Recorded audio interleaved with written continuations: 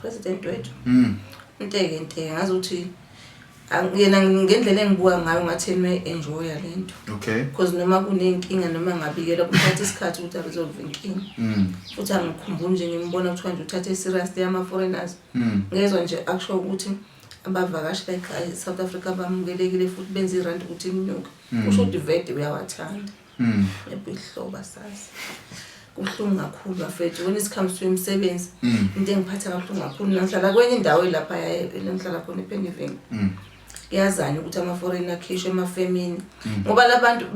into abakwatisa ngayo ngizofika mina unginike umsebenzi mhlambe ngibe nenhlanhla ukuthi ngine profession yami efuna lo msebenzi uzongibuza ukuthi imali engacela engathanda bangiholele ngithi mina ngifuna 25,000 Mabete lifike ke lezi zimbane mntana ezokulona lifuna 5,000 yasilimaza le nto ngoba mabefika emafemini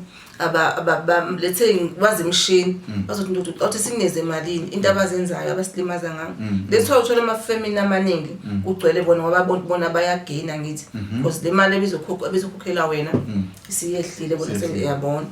babagcwalise all over nabantu into engibona kuba ne skills banama skills ahlukahlukene into abangabe ngisho bashaya ngayo mhlawumbe nathi masingafunda ukuzimela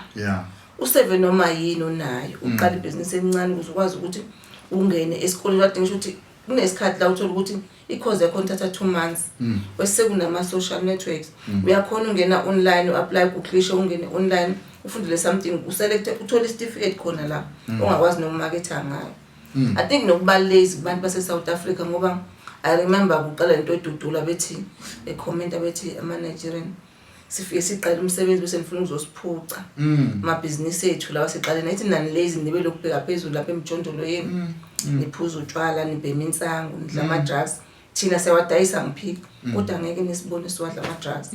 nina nibe lama drugs senze umsebenzi emveni kwalokho senifuna usiphuca kusha manager athi nje ngeke uma ucabanga kungenziwa kanjani kanti kungalanyulwa kanjani wena uthini ngamaforeign awahambe noma kwenziwe njani hayi awahambe awahambe labantu basilethela nje ihlupheko bayasibulala bayenza nama VN athusayo khompyutha nje kona abanandaba basabi basitshela ukuthi bona bangena kuma border badlule nge500 rand bethi bazodila nabo bhuti bethi emathaveni laba badawayo bazobaqeda ngenhlamvu bethi osisibethi ngoba bathanda amadoda bazobafakela usheve ematshwaleni babulala kwasana eSouth Africa washo khona nje elinye lalikhuluma lithi lona ize nebhama ngaze izingaki wathi ba ama group wabasukela nje ngezitolo zabo baziqhula inhlamvu bashaya kwasana base basho bazodila nama club kakhulu kuba siyidawa kakhulu kudumile ukuthi kunokwenzeka kunezindaba ezithusayo ezinokuvela ukuthi endaweni ukuthi ke kunabantu abafike bababhubhisa ngenhlamvu kunabantu abashonile nje abaningi amaphekatheni ungabe usho khona yini ukuthi ama foreigner nesandla kuleyo ngeke 100% ngisho ukuthi abantu bakhona bayifihla yini kwenzeke lento ekhulunywe kwi-VN yatrenda kuma WhatsApp group kwagcina lapha egcineni sekwenzeka exactly lento ebishuye lo muntu obvious ama foreigners nawa involved wena ungaliqoma ni foreign awe yo azingamanthi ngicamenti ngibe single for the rest of my life makuthiwa sesele wodwa ngamanje ngithi nje nami ngicela ukushona noma ngibe single ngeke ngiqome lezo ziyaloya 1 okwesibili zenzani ilimo dade bethu baboleka ngisho imali emabank umuntu akubolekise imillion athi uzokhokha kancane nawe kulutheke uvume ukuthatha imali umuntu asuka ashiya kanjalo bakutshela ukuthi bawu retire bazokunikeza ukuthi ube nemali eningi benza nje bayigame kahlahla abantu bangaphandle bayigame uzofika umuntu athi uyaretire wena ngicasisa iform ngiyakusiza iphuma imali yakho mayiphuma imali yakho ingena kuye uhamba nemali yakho yonke wena ususele kanjalo bajole nawe ngazi noma umqondo bayawudoma yini odade bethu balutheke yo uthi sengihamba ngebhenki athi umuntu ukhipha 250,000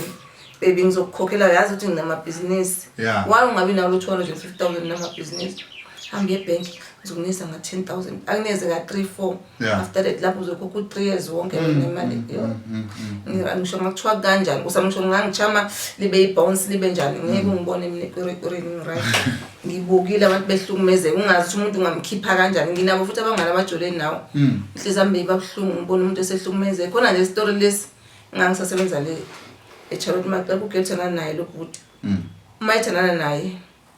ubhuti alande umfazi wakhe phesheya yathi kulo sisi she's my sister maye ngeke usisihambile emsebenzini ubhuti ulala nalo muntu ngedlozi lalo sisi noma noNkulunkulu amkhonzayo wajika endleleni ukhohlwe something after i-hour wabuyela endlini mayifica wafika wasekamereni balele kodwa utheni usisi wakhe ngalo mzuzu usemthengisa indlu base kunemoto ngaphansi kwegama likaGeli ubani usenkingeni lobhuti ngoba sebanjiwe vetshe sekunalezi zimo usala yedwa sisi ngomuntu osayinile lapha uGeli. Kodwa uthini ngalento yokuthi kubo labantu bohamba khona abantu mhlambe ngempela ababaleka emazweni akubo bebalekela ukusindisa impilo zabo mhlawumbe abangafikanga ngobugebengu kulelizwe futhi abangadayisi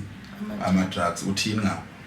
Hayi ke laba banjalo ngicanga ukuthi labo ngasingabacelela ushwele as long benama permits benayo into ukuthi la ngivumele base South Africa phela mabe engenakho wrong vede basalimaza umthetho awuvumi uhlala